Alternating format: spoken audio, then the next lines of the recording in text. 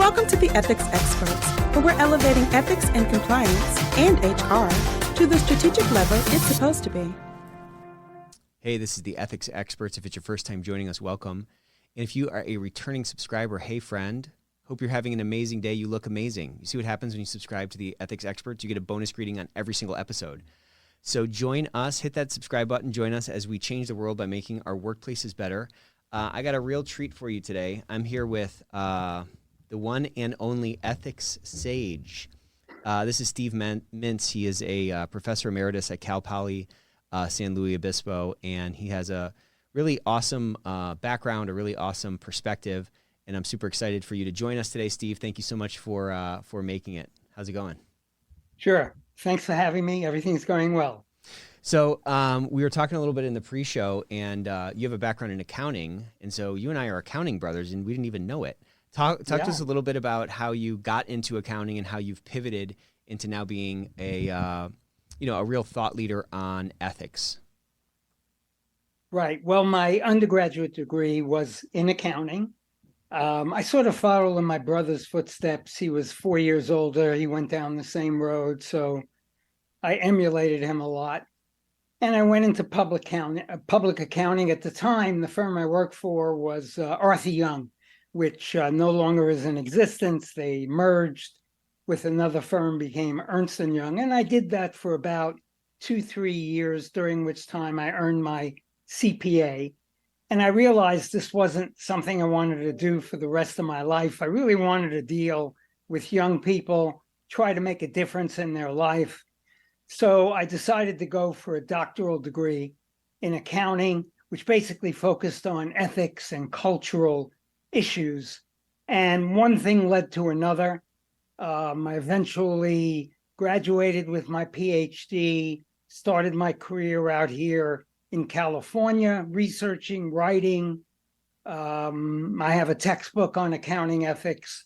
And to me, accounting is a great place to be with ethics because they have a very strict code of ethics. That doesn't mean accountants follow it all the time, right, as we know from Enron and WorldCom. But nevertheless, it's a good foundation, or it was for me, to go from there to business ethics, to political ethics, and other areas. So what was it about accounting that attracted you to it? Initially, I think it was pretty simplistic. By that, I mean, debits equal credits. Right. Everything balances. Right. So you kind of know when you're doing homework, you kind of know if you're right or you're wrong. So that appealed to me. And I was always very good with math. So I wasn't afraid of the numbers side of accounting. And there were a lot of really, really good jobs back then. The field was growing because of accountants becoming advisors, consultants to their clients in a whole new area of operation. Right. And job availability opened up. So you said something interesting. Accounting lends itself well to sort of launching into ethics because it has a really clean and defined code. Talk to me a little bit about how that differs from these other areas that you mentioned, business ethics, political ethics, and so forth, where those clearly defined codes don't really exist, at least not to that same extent. Well, the thing about accounting is, in order to practice as a CPA, you have to be licensed by a state board of accountancy. There's no licensing in business ethics or political ethics. So you have to pass an ethics exam to be licensed. So there's a stricter code of ethics because the consequences are greater. You violate a provision of the code, you could be suspended, you could lose your license. That doesn't happen in business ethics, political ethics, and so on. So I think it's just a stricter code. The people who go into the field are more committed, or at least they should be. And that gives me something very concrete to teach students.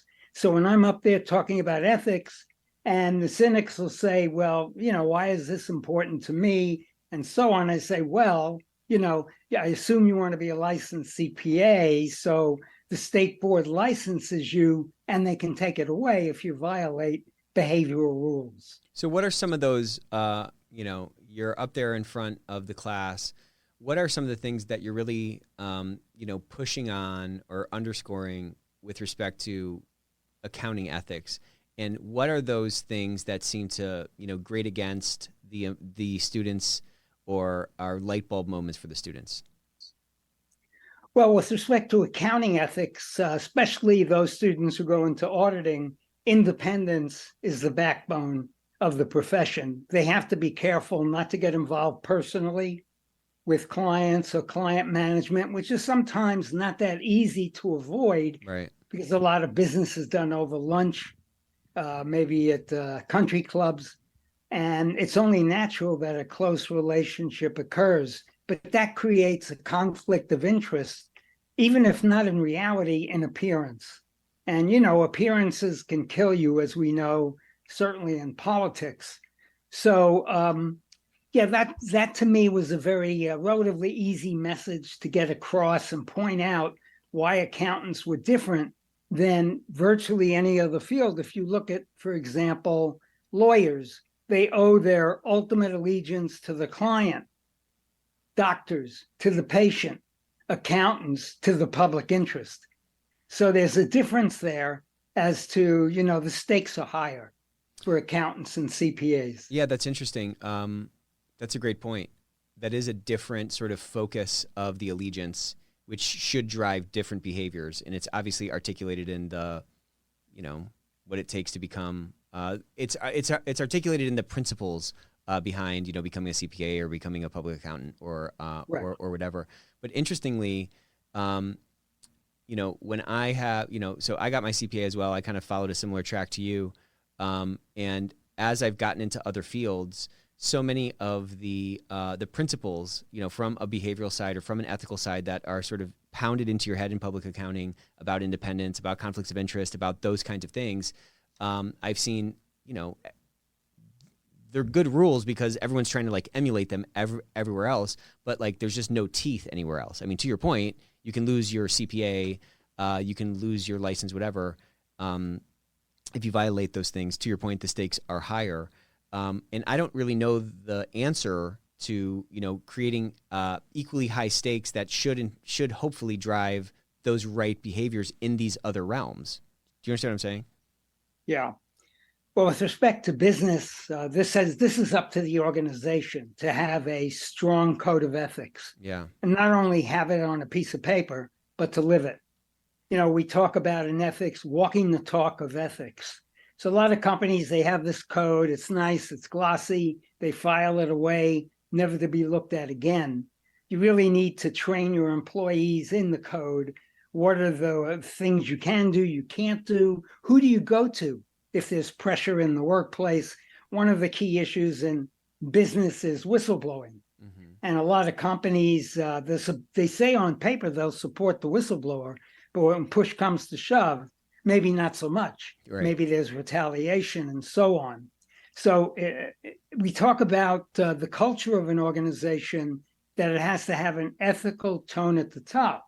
So if the top leaders are not ethical, if they're not acting the way they say you should act on paper, you get a cynical environment.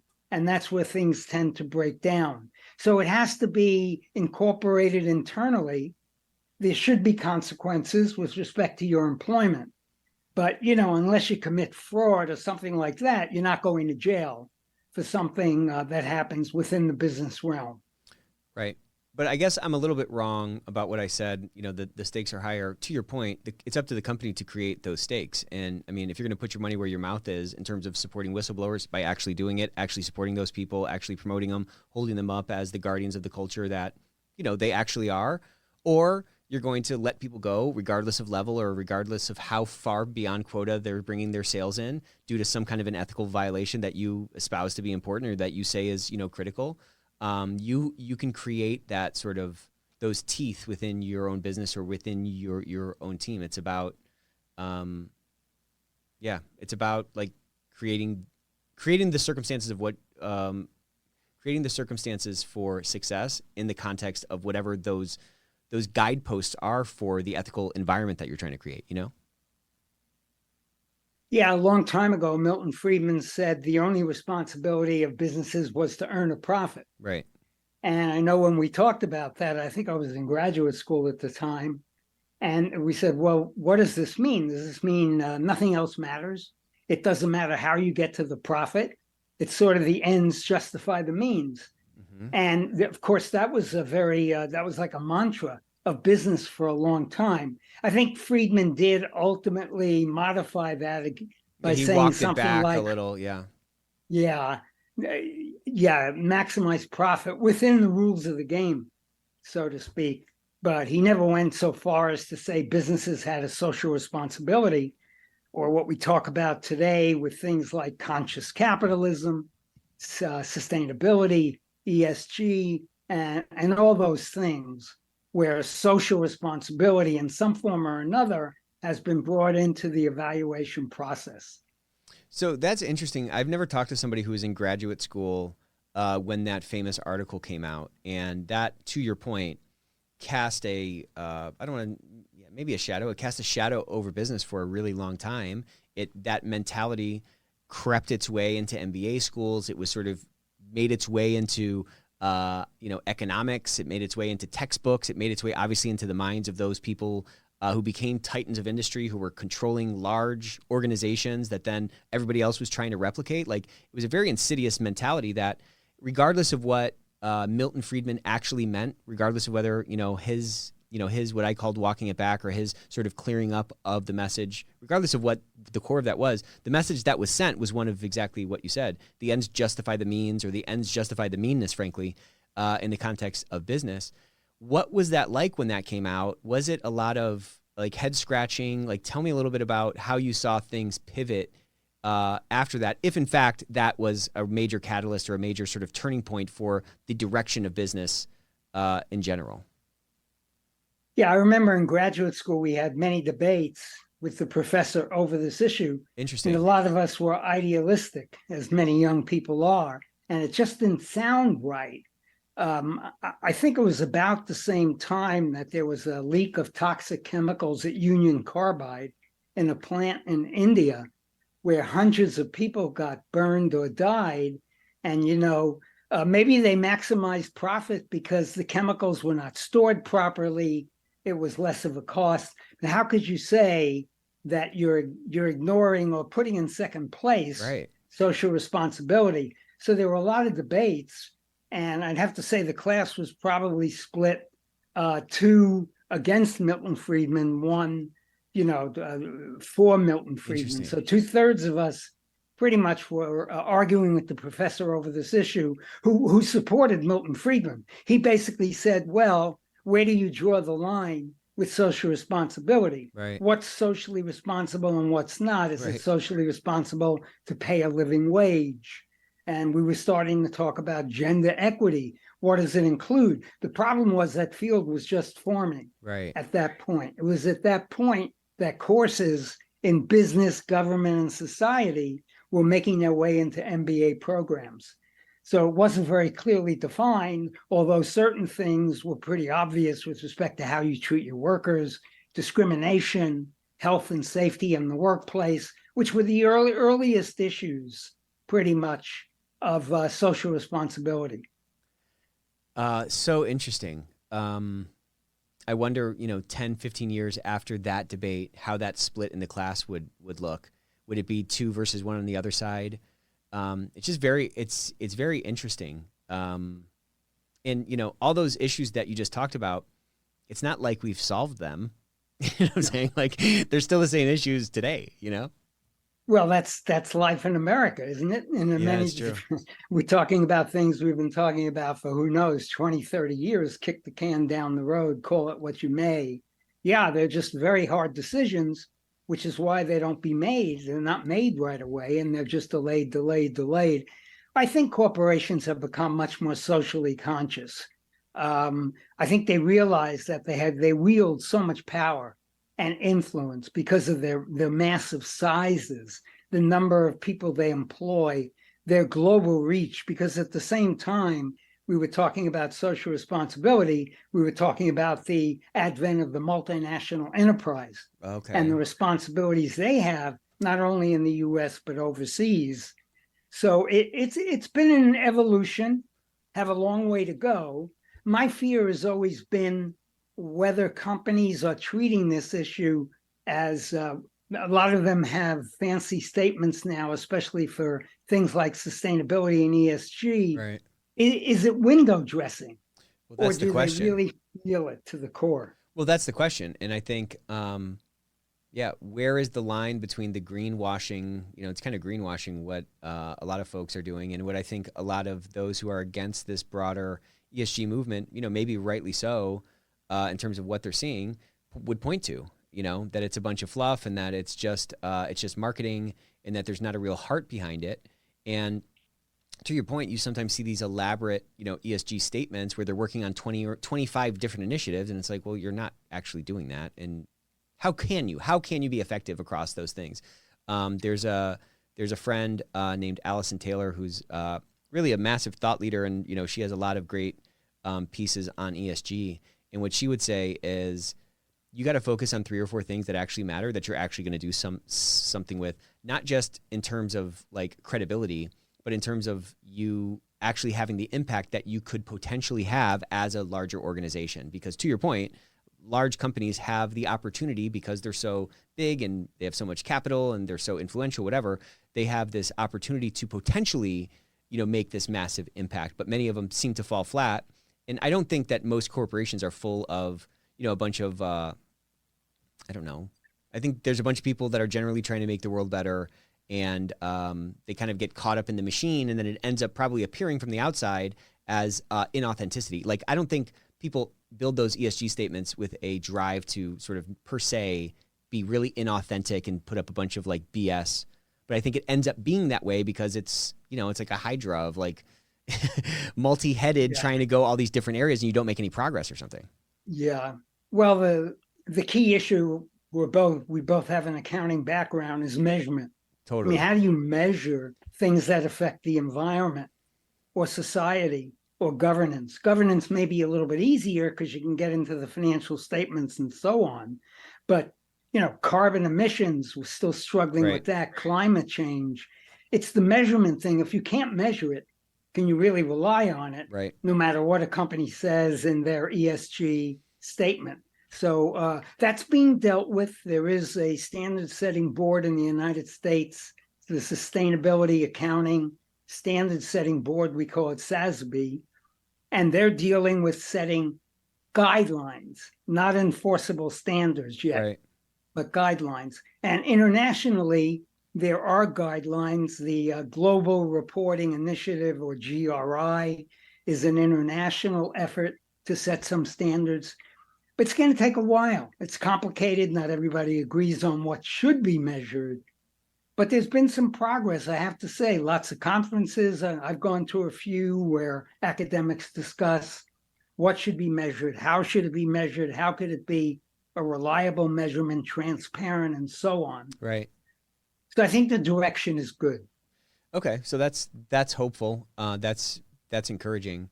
I'm thinking back to that conversation that you guys were debating with your professor, and he's saying, where do you draw the line? And I think that's the argument for the other side of it is, well, you can't compare things across these different jurisdictions because everything is like denominated in something different. At least with dollars, it's all denominated in dollars, right? Or you can at least translate the dollars into a single currency, so to speak, to have that comparability. And, even with your example about, measuring governance, you're measuring that through financial statements, essentially, if you're going to have any kind of comparability, which in and of itself is, again, sort of denominated in dollars. The fact that we don't have, a sort of a common currency across these different areas that ESG touches, to your point, makes it difficult to come up with actual standards. And at best is a guidelines, it's going to be a reliance on guidelines, which then, again, has so much subjectivity into it, which allows for at least the perverse incentive at least is present to a greater degree for it to be gamed or manipulated, which again leads to why people, I think, don't trust it, and it's having so many headwinds in these different areas. Yeah, there's a lot of pushing going on from the SEC other regulators to do something because, you know, there are a lot of investments now in ESG funds. Mm-hmm. And if people are going to put their money in these funds, they want to know, no matter how you measure it, they want to know whether the goals are met, what the problems Right. are, how they're dealt with. Why should I put $1,000, $10,000 into this fund? Right. So that's kind of one of the areas that's being worked on now. Yeah, that whole thing is a pretty interesting side of the ESG discussion. But I mean, any way you want to cut it, you know, how we get there, how we measure it is going to be debated. You know, as you say, there's good movement. We're moving in the right direction. But I'm saying, irrespective of how it's actually denominated and compared, the market cares about it. My generation, the Gen Z generation, absolutely care about it, and they have wildly different views on what a business is and what it should be doing. Most all that you would ask would say that some kind of a social impact or some kind of a commitment to the greater good or the public interest, you know, to use that term, is part of a business's sort of purpose, which is definitely in conflict with the sort of, you know, the caricature of the, you know, Jack Welch type dollars over everything kind of approach to business. How do you see that playing out over the next, you know, decade? Well, you made a very good point about your generation, millennials, Gen Zers. Every survey I've seen, it says that folks of those generations want to work for a socially responsible company. They're willing to even take less money if they believe in a cause. So we have, of course, social entrepreneurship now, which is a big deal. So that's very encouraging to me, teaching college students and hearing them really being committed to that, getting away from the usual framework of why you go to work for a firm, what you expect. All these things are changing. It's in flux. I don't know where it's going to end up. But not only the social issues we talk about, work-life balance, for example, people who are working for firms, they don't just want to work 60 hours a week or 70 hours a week, which in some professions, certainly in accounting, certain times a year, like now, is not unusual. Right. But you said you used an interesting word when you were talking about these folks, and the word you used was committed. And I think, you know, you can show your commitment through your actions. And if someone is going to B school, for example, and they're willing to take a lower salary to work for a company whose, you know, purpose they believe in, as you say, that's a proof of that commitment. So maybe it just works itself out because sort of organically coming up from the, you know, the individual level, you know, there's so much influence that as those people, you know, ascend to sort of positions in power in their organization, it's just naturally going to prioritize in this like new hierarchy of values. I don't know. Exactly. No, I agree with you completely on that. So what message would you have for the younger generation about making, you know, ethical decisions, both in their lives and in, you know, in general, maybe in business? Yeah, you know, I like to use expressions, phrases. Students tend to remember it better and then teach off of that. So one I use is ethics is easier said than done. This makes the point to them. This is not a black and white issue, ethics. It's not always 100% right, 100% wrong. There are shades of gray. So you have to be able to think through. This is where the analytical reasoning skills, critical thinking skills come into play to balance all the different interests, the stakeholders, what their needs are, to look at things like utilitarianism, cost-benefit analysis, Kantianism, rights, and so on.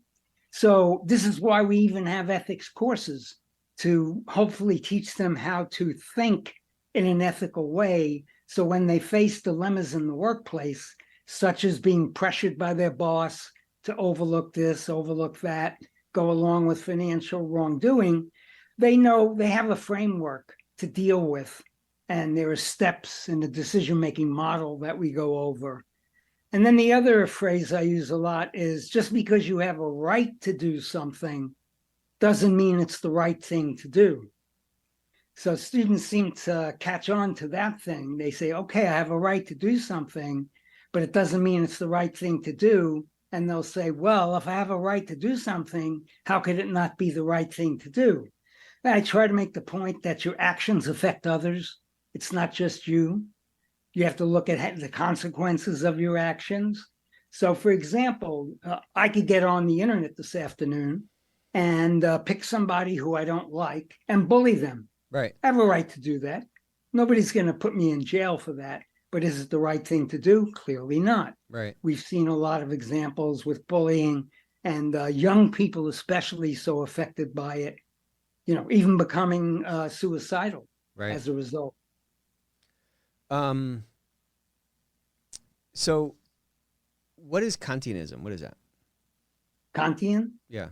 It's basically a rights theory that you judge ethical actions by what rights a person has. You could say constitutional rights, but there's a philosophy, or part of that philosophy, called not consequentialism, but deontology, which says, ask yourself, if somebody else was in the same position I'm in now, had basically the same decision to make, what decision would I want them to make? What do I think would be their best decision? If I make that same decision, it's sort of universal. And the concept is universality. So I'm looking to capture something that others would do in a similar situation for similar reasons. In order to remove my own bias or my own sort of potential moral hazard to self-deal or something like that? Correct. That's correct. Interesting. Exactly. So you also alluded to, getting, I want to hear about, what you see the role for ethical leaders are in business, but I want to hear a little bit about this decision-making framework and which of these different sort of schools of thought, just in your opinion, are most, valuable for us to use as lenses, to see the world through as we kind of wrestle through the gray that is business, that is life. Right. Right. Well, mentioned briefly Kantian rights, very briefly cost-benefit analysis, which is widely used in business in a variety of situations. That's where you balance the harms and the benefits, and you make a decision that maximizes the net benefits to as many stakeholders as possible, because you can't always satisfy everybody all of the time. So there are trade-offs, and that's very appealing to students. But it does sometimes lead to the ends justify the means, so you have to be careful. Well, yeah, and you also have to be careful that you're not a naturalist in your own. I mean, that's only as good as the assumptions you're making about those costs and those benefits, which by their nature have to be denominated again in dollars. So you have to be able to price those things out. And, Great point. Yeah. When I was in private equity, there would be sometimes debates we would get into, and there's no way to quantify a culture of a company, and yet we both know that a company with a strong culture is probably going to outperform. Or put it the other way, a company with a terrible culture that leads to really low employee engagement, that's going to show up in a lot of different areas. It's going to show up in the profitability. It's going to show up in the turnover. It's going to show up in the churn of customers. It's going to show up all over the place. But that is very hard to quantify within a high confidence interval, which leads us to say, well, we'll just leave that out of the model. So just by its nature, because there's so many amorphous things, things that are sort of outside the realm of just straight naturalism, which can wind up in an Excel sheet.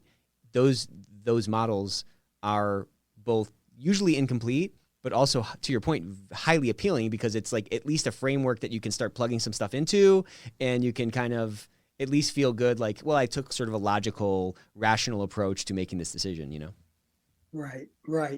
Well, the method that I like the most of ethical reasoning is virtue ethics.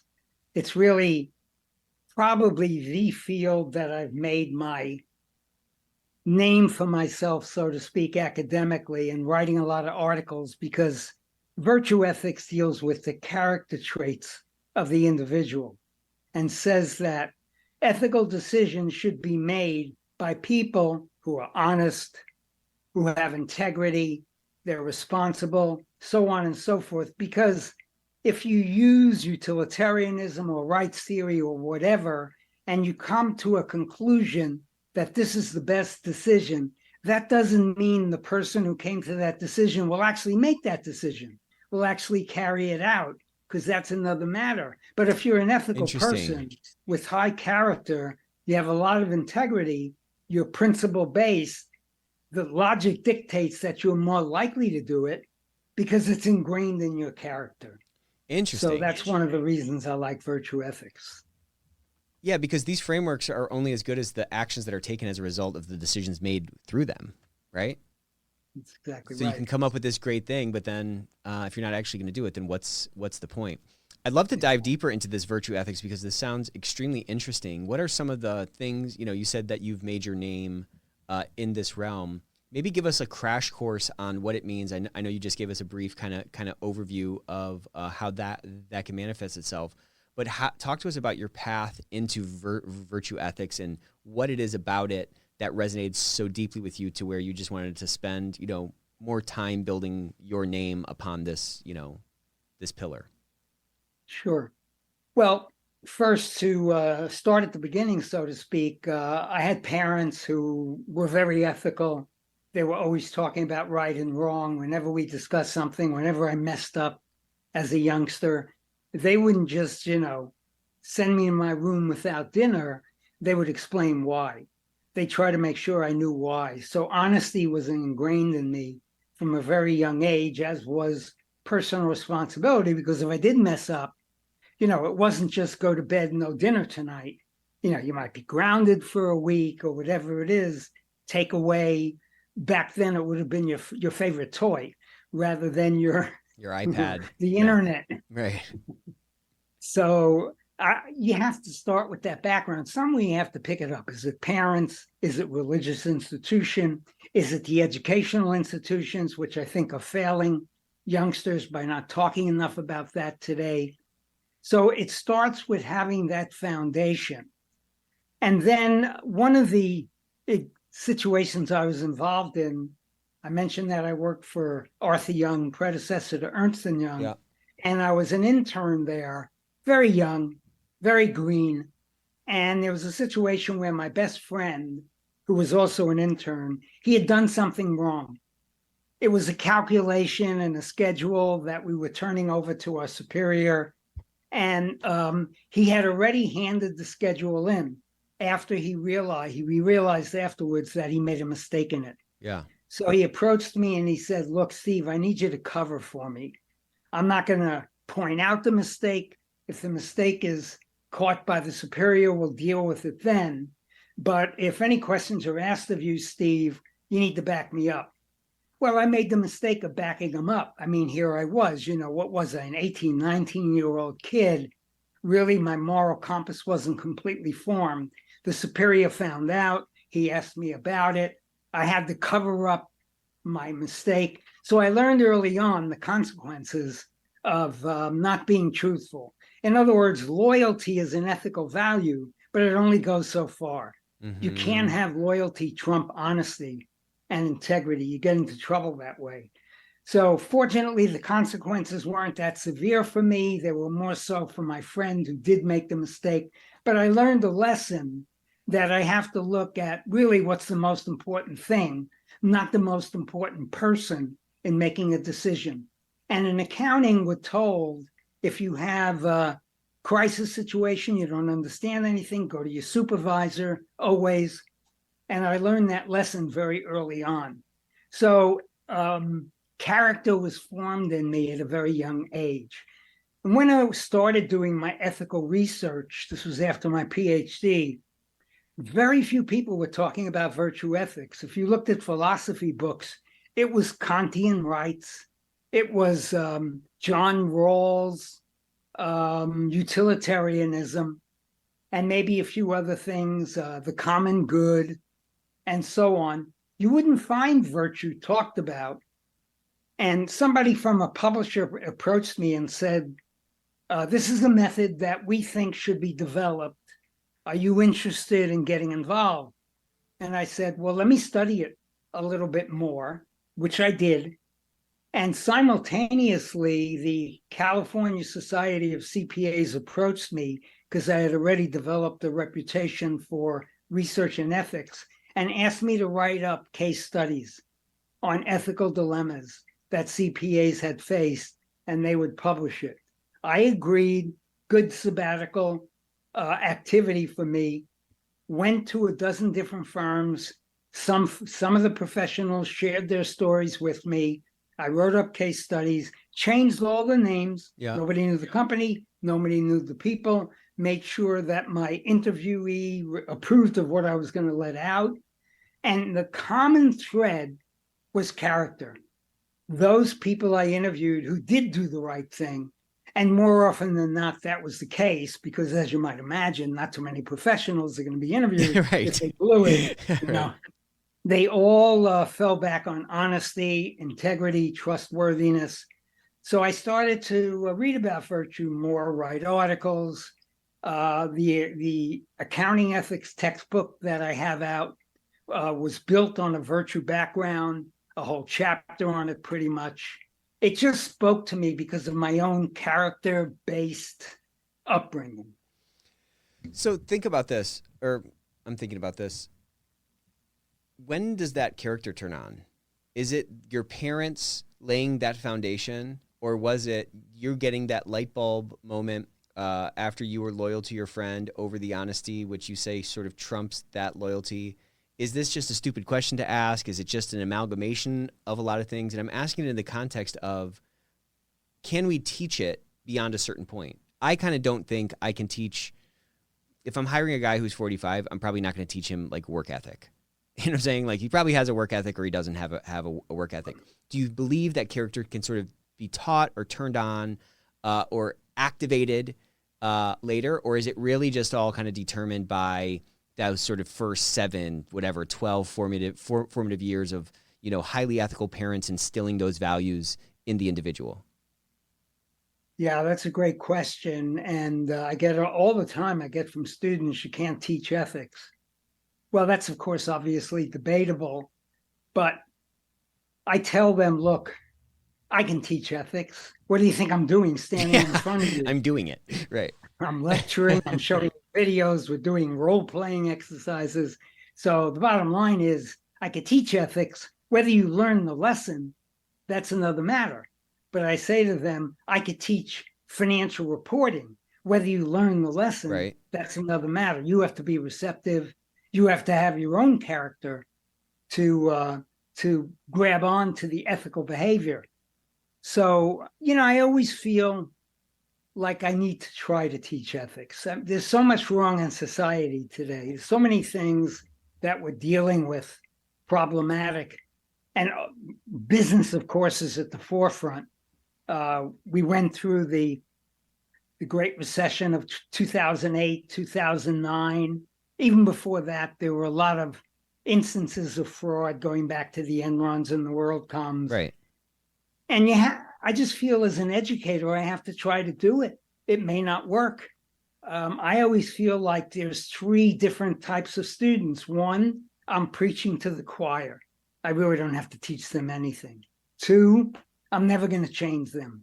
Their mind is made up and they don't think ethics is important. Maybe they're very self-centered and all their actions are based on self-interest, which is not ethical, at least not completely. And then there's the middle. And that's what I'm looking at. Yeah. I'm looking at making the middle ground that might be thinking about it, but they're just not there yet. Maybe they don't have the tools to make ethical decisions, influence their behavior. Yeah. So I think it can be done. Yeah, I think that's right. I think that's the battleground for sure, that middle of the bell curve. Right. And, maybe we're all just kind of on this path and our character is building over time. And it's sort of defeatist to think like, well, if you're not a high character person at a certain age, then you're just not going to be that. But it is an interesting question, because if then the major driver of like our world becoming more ethical is that people of high virtue are making the most important decisions that are going to affect more people. And if then a business is sort of a collection of individuals that has the potential to make a big impact in our world, it then is incumbent on leaders in that business to make sure that they're kind of hiring for high character if they're going to perpetuate the culture of ethics that can lead to that sort of, that better outcome that, maybe people are striving for and so forth. How do you agree with that? And if so, how do we start to, I just don't see people really trying to hire for character. I mean, maybe they do. It's just, it's not like, it's not a major thing that guys are hiring for. I mean, there's a couple of questions usually about, tell me how your character has been, threatened or something over time and whatever. But like, I just don't see it as highly prioritized as like, I don't know, like your degree or your past success or something like that. You know what I mean? Yeah, it's not as measurable. Yeah. It's not as objective. How are you going to interview somebody, engage their character? Well, you can certainly, this is where social media comes into play. If you examine their social media imprint, that could, really make an effect in terms of the character decision in hiring somebody. Yeah. But, it's Warren Buffett who was sort of the leader in saying that there are 3 Ps in successful business: principle, purpose, and people. Right. And that is apparently his mantra. And he says, no matter how intelligent the future hiree, if they don't have integrity, their technical skills, their knowledge, it's not going to make a difference, because they're going to give in to pressure when push comes to shove. Right. So if you were hiring, how would you try to assess it? I mean, I know it's hard to do in 45 minutes or something, but how do you do it? Well, I would come up with some ethical dilemma. Leave $1 on the floor, see if they report it. Yeah, you could do a simple one like that, or one more. Yeah. Yeah, one of the ones I used to use was you're in a line at a bagel shop, and in front of you are all these cream cheeses and so on. You can take out and pay when you get up front to pick up your bagels. And you're moving up the line and you see a $20 bill. It's not your $20 bill, but you saw the person in front of you drop it as he or she went to their pocket to pay for their order. What do? Do you pocket it? Do you give it back to them? What is your action? Something like that. Yeah. You may not necessarily get the true answer from the candidate, but you may, because some will say, well, the person dropped it. They don't know. Why shouldn't I keep it? Right. Why not me? If not me, somebody else. So let's change gears a little bit. I want to talk about the role of like empathetic and compassionate leadership in business. Do you think there's a role for it? And if so, people who believe that that's a role, how do you tell them to balance those things against the sort of objective performance that every business needs to generate, right? Yeah. Yeah, I think empathy and compassion in business is essential, more essential today than ever before. Maybe this is a function to some extent of COVID, and this fits in with the work-life balance. Yeah. Employees want to know that their employers care about them, care about their life, care about their life circumstances. Employers should be sensitive to the burnout factor. Yeah. If you're starting to impose 60, 70, 80-hour-a-week responsibilities on employees, sooner or later, push is going to come to shove, and they're going to probably look for another job. If they need time off for a personal matter, you have to be compassionate. Put yourself in their situation. Maybe they have a sick child who has to be home from school for a week or whatever. If it was your sick child, wouldn't you want to be able to stay home with them? Not everybody could afford childcare to do that. So sensitivity to the needs of the employees, their health and welfare, their desires from a job, what are they looking for? This is very critical today. I think young people are more concerned about this. Years ago, my generation, okay, tell me what to do and I'll do it.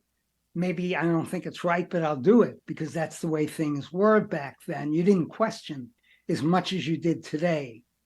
So I think there are compassionate leaders. I think Warren Buffett is one example of that, who really care about the people that they hire and try to provide the best work experience, balanced between personal and work. I'm not saying it's 50-50, no, Probably it's something like 60-40, maybe work to personal life, something like that. Or even maybe more, especially when you're young and you're trying to make your bones, so to speak. Maybe it's 75-25. It also depends on what your personal life is like. Do you Right. have kids, for example? So the whole workplace is just changing in all these ways we've been talking about: work-life balance, social responsibility, conscious capitalism, sustainability, on and on and on. There's more pressure. And I think you mentioned it earlier, as these youngsters, Gen Z, millennials, become in positions of power, I think we're going to start to see some real progress. You said something earlier that before people weren't as apt to question things, and now it seems like everyone's more, I don't know, interested in questioning things. What do you think that's rooted in? Where does that come from? Well, that's a tough one. It's probably an evolution. I doubt that it happened all of a sudden. We went from not questioning to questioning. It was the culture that I grew up in. You didn't question your parents. If they said do something or don't do something, or put out some punishment. Boy, that would be pretty nice. much, at least the way that would be I nice grew if that up. was still around. Well, yes and no. I think we've gone. I'm just kidding. I have little ones, and they. I think we've gone. I think that boat has sailed. Yeah, that's But gone. that That's ship gone. is, Oh, we have iPads now, at least. Yeah. So it's just a cultural shift. We were taught to question things. I don't know if it goes back to the 60s, maybe with the Vietnam War, where obviously a whole generation was questioning. Right. An incredible event in our life cycle that was still feeling ramifications from. And the gender equality movement, racial equality movement, things were being questioned from a societal point of view all the time. All positive stuff, I think. Now, I don't know if we've gone too far, but we're talking about things like wokeism in the workplace and what that entails.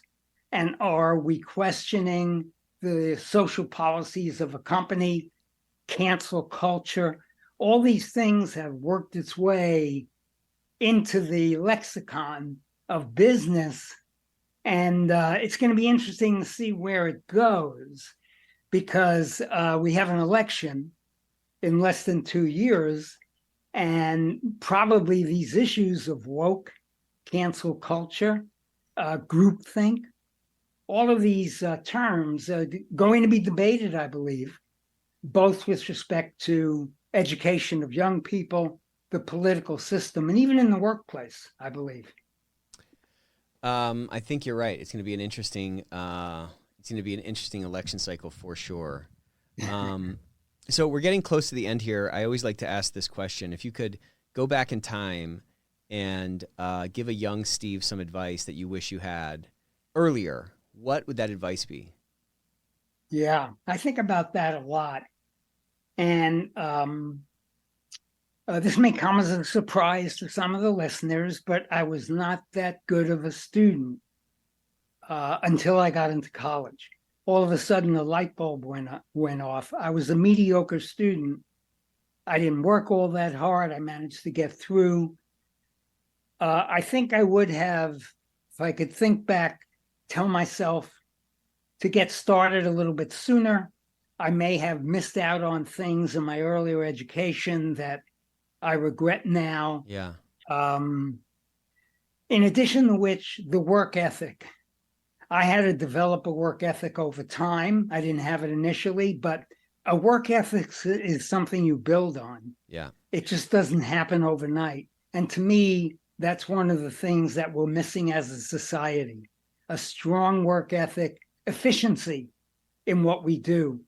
And then finally, I would say to myself, do something you love and love what you do, which really did not occur to me after I had worked in public accounting for several years and then finally got into teaching at the university level. But, it turned out fine for me, obviously. But for a younger Steve, to say to somebody going into high school or in high school, find your passion, do something you love, and do it as well as you can, would be my message. That's a great message. You said something interesting about, this work ethic in society being lacking. What do you think has caused that? Well, to some extent, there's a no consequences society out there. The consequences are not the same. Even somewhat regrettably in our criminal justice system, Yeah. people are in the system, out of the system before you can turn your head around. That's just one example. In schools, years ago when I was in school, you got the grade you really earned. And I'm all for equity in everything in life. Yeah. But to say that everybody should get the same grade, or somehow the grade should be normalized based on a lower level, concerns me a little bit. We've gotten away from meritocracy and pursuit of excellence, which, by the way, is a philosophical element of virtue, the pursuit of excellence, because you want to have an excellent character. It's an interesting connection there, actually. Yeah. So, well, I mean, if that's true, right? If that's true, then that would sort of mean that there's probably a correlation with dropping virtue, a falling virtue level across society if those two things sort of move together. Yes. Yeah. I think personal responsibility, consequences for your actions, accountability, we've gone too far away from having that as a society, because some people don't want to be told they did something wrong, right, or they didn't do something well enough. And again, that trickles into organizations, and organizations, you were talking about people in general, but I think as I was listening to that applies to companies in general. That's correct. Yeah. Right. Well, they don't call him the ethics sage for nothing. This was a great conversation, Steve. Thanks so much for joining us. Sure. Where can we find some of your work? Where can we find you in the world? Well, my website is all one word, Stephen Mintz Ethics, STEVEN MINTZ ethics.com. Very good. So by going to my website or just Googling the ethics sage, a lot of stuff will come up. Very good. I write 3 blogs, one on just general ethics, societal, one on workplace, one on higher education. Cool. And like I say, just Googling ethics sage, a lot of stuff will come on that your reader might be interested in. Cool. Well, I could talk to you all day. This has been a lot of fun. I appreciate you being so generous with us. And until next time.